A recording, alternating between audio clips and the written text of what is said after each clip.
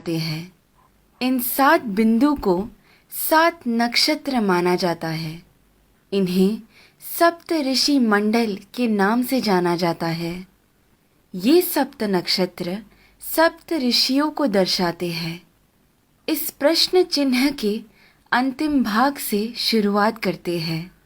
यहाँ से पहले बिंदु को मरीचि ऋषि के नाम से जानते हैं। उसके बाद में जो बिंदु है वो कहलाते हैं ऋषि वशिष्ठा। ऋषि वशिष्ठा की बाईं ओर आपको एक छोटा बिंदु नजर आएगा। ये बिंदु ही है अरुंधति। ऋषि वशिष्ठा के बाद आते हैं ऋषि अंगीरसा। फिर आते हैं ऋषि अत्रि। फिर दाईं ओर की तरफ मुड़ते हुए जो बिंदु आता है वो है ऋषि पुलस्त्य। उसके बाद आते हैं ऋषि पुलह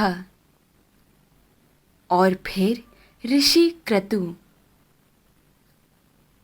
ऋषि पुलह और क्रतु के अंतर को 5 गुना मिलाकर नीचे की तरफ आएंगे तो वहां बसे हैं ध्रुव नक्षत्र।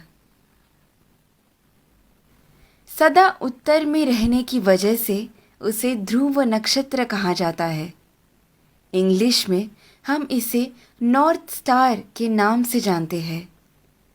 बाल्यावस्था के ध्रुव नक्षत्र अगर उत्तर में बसे हैं तो वृद्धावस्था के अगस्त्य नक्षत्र दक्षिण में बसे हैं।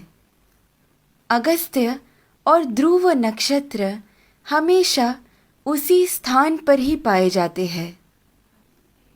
इन दोनों के बीच में मौजूद आकाश गंगा सतत घूमती रहती है।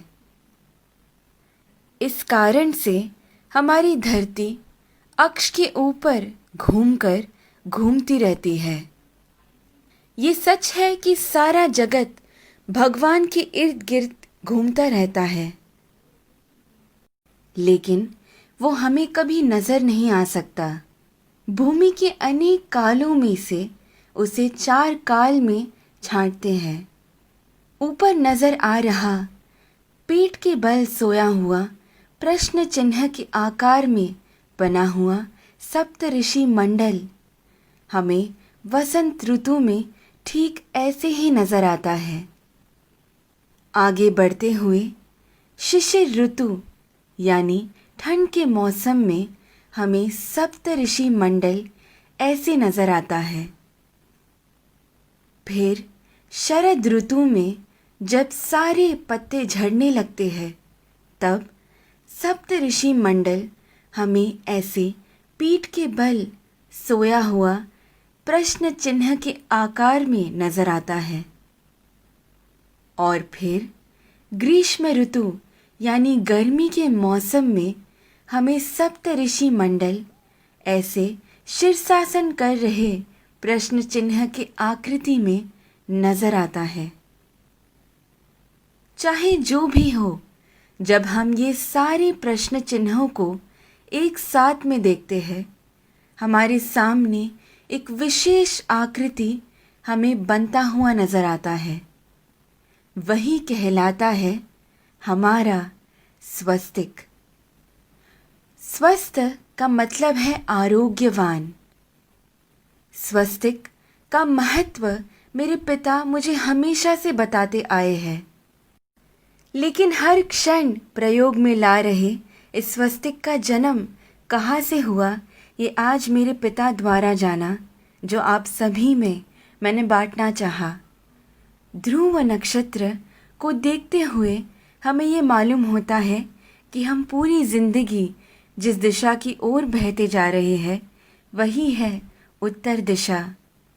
इसीलिए शायद हमारी भूमि पर भी दक्षिण में अधिक जल है और उत्तर की ओर अधिक ज़मीन है। इस विषय को इतनी सुंदरता से वीडियो के रूप में बनाकर आप सभी को समझाने का श्रेय जाता है मुक्ता जी को। धन्यवाद। तत्परा अहोरात्रा।